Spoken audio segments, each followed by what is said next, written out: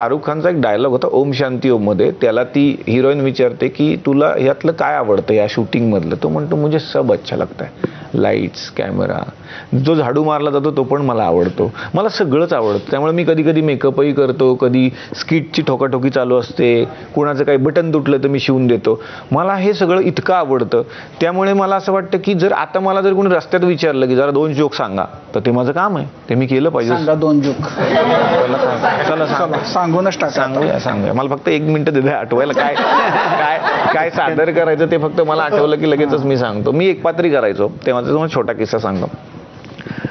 आता एकपात्री कार्यक्रम हा शहरात माहिती आहे की एकच माणूस करतो, पण गावखेड्यात माहिती नव्हता. ज्या खेड्यात मी गेलो होतो एकदा हे करायला, तर त्याच्या शेजारच्या गावात तो कार्यक्रम मी केला होता आणि त्या कार्यकर्त्यांनी त्या गावात ठेवला होता कार्यक्रम. आणि मी गेले गेले तिथं सरपंच साहेब आले. हा खरा किस्सा आहे. संध्याकाळी 7ची वेळ वगैरे. आणि त्यावेळेला ना कलर्सचं नाव ETV मराठी होतं आणि ETVच्या एका सिरियलमध्ये मी काम केलेलं होतं. ती सिरियल होती कल्याणी. मी 12वीला होतो आणि भोरच्या राजवाड्यात शूटिंग चालू होतं आणि मी तिथे गेलो. माझा एक मित्र तिकडे काम करत. तुला काम करायचंय? म्हणलं मी करतो ना काम, ये म्हणालं. आणि त्या दिग्दर्शकांना भेटवलं. मला इतका आनंद. ऑडिशन नाही काय ना, 12वीत असतानाच काम मिळालं म्हणजे काय. मी त्या भोरच्या राजवाड्याच्या बाहेरच उभा असायचो सतत, काहीतरी तर बघायला मिळेल. आज सोडत नव्हते, आता आज सोडणार आहेत.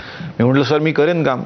ओके, त्याला मेकअप करा. मला वाटलं पहिल्यांदा मेकअप लागणार म्हणजे वा वा क्या बात आहे. म्हणजे भाग्यच ना, मी शाळा बुडवली होती त्या दिवशी, गेलोच नाही मी कॉलेजला. तर माझ्या लक्षात आलं की माझा चेहरा सोडून सगळीकडे मेकअप करतायत. मला म्हणलं तुम्ही शर्ट काढा, तुम्हाला धोतरावर ठेवायचं फक्त. म्हटलं ओके काहीतरी असेल. तर ते इकडे मेकअप करतायत, इकडे वळ उठलेला मेकअप कर, वळ उठतात ना तसं इकडं. मग चेहऱ्याला काहीतरी तर करा ना. नाही चेहऱ्याला मेकअप नाही आहे म्हणे तुमच्या. बरं काहीतरी असं म्हणलं, काहीतरी भारी असेल. वरती गेलो, रेडी झाला का तो मुलगा? हो आला. मी विचारलं सर पायावी वगैरे. करशील ना? हो बघा रिटेक नाही झाला पाहिजे. नाही सर नाही. मी काय करतोय सर? तुला इथं उभं राहायचंय आणि तो माणूस तुला चापकानी फटके मारणार.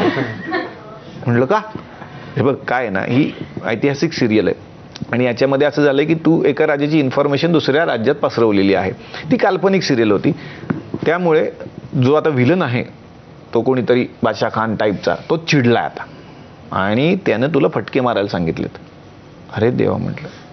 मी म्हणलं करतो सर, फक्त वाक्य म्हणजे काहीतरी डायलॉग. मी आधी तुझी जीभ कापली आहे, हे इथून रक्त दाखवलं ना इथून, ते त्यामुळे तू का इन्फॉर्मेशन दिली म्हणून तुझी जीभ पण कापली आहे. अरे देवा, आता घरी कसं सांगायचं आपण काय केलंय. तर मला एक ज्युनियर आर्टिस्ट माणूस म्हणाला पण ह्याच्यात पण तू दाखवून दे की तू कलाकार आहेस. मग मी जे काही अभिनय सुरू केला, प्रत्येक चाबकाच्या फटक्याला खराच असल्यासारखा आरडाओरडा करत होतो. तर त्यांना ते आवडलं वगैरे सगळं. आता ह्याचं कनेक्शन त्या गावातल्या एकपात्री प्रयोगाशी लागलं होतं, कारण ते माझं इंट्रोडक्शन घेताना ते लिहायचे. ते सिरियलमध्ये तुम्ही काम केलं ते उल्लेख करायचा, फक्त काय केलं ते विचारू नका म्हणजे तुम्ही उल्लेख करा. त्यांनी लिहून घेतलं. मी गेलो त्या गावामध्ये, तर तिथं लिहिलेलं होतं एका फळ्यावरती, छोट्या शाळेच्या फळ्यावरती, ETV तज्ज्ञ मराठी अभिनेते डॉक्टर निलेश साबळे यांचं गावात सहर्ष स्वागत. आणि मला ते न्यायला आले. मी गेलो त्या ठिकाणी बसल्यानंतर सरपंच साहेब आले, मिशा मोठ्या. ते कार्यकर्ते हेच एकपात्री करणार आहेत. अरे वा वा वा, तुम्ही करताय का? वा वा वा वा, बर काय करणार आहे? म्हटलं एकपात्री करतो सर मी. अच्छा वा वा वा, एकपात्री छान. किती तासाचं करणार? म्हटलं 1.5 तास कर. वा वा, सुंदर. एकपात्री म्हणजे काय साधी गोष्ट आहे का अण्णा? एकपात्री गोष्ट? एकपात्री साधे आहे का? किती माणसं आला तुम्ही? म्हटलं सर एकपात्री करा. अरे एकपात्री तर एकपात्री काय कमी, आम्ही मुंबईला असून एकपात्री बघितले बरं कसं. बाया माणसं किती, पुरुष माणसं किती तुम्ही? म्हटलं सर एकपात्री आहे. अरे एकपात्री आम्हाला कळलं हो, म्हणजे कसं ते जेवणा बिवणच बघायला पाहिजे. 7-8 तरी लोक असाल ना तुम्ही. त्यांना सांग. मग ते एकदा सांगेल अण्णा तसं नाही, तो एकच माणूस आहे, ती सगळी पात्र तोच आज करणार आहे. बरीच पात्र करतात ते, 15-20 पात्र एकटेच करणार आहेत. त्याच्यावर ते कौतुक करायचं सोडून त्यालाच झापलं का? असला माणूस कशाला आणलाय? आपलं बजेट एवढं कमी होतं का? चांगलं नाटक आणायचं ना अख्खं. नाही तुम्ही बघा तर अण्णा, सुरुवातीला बघा.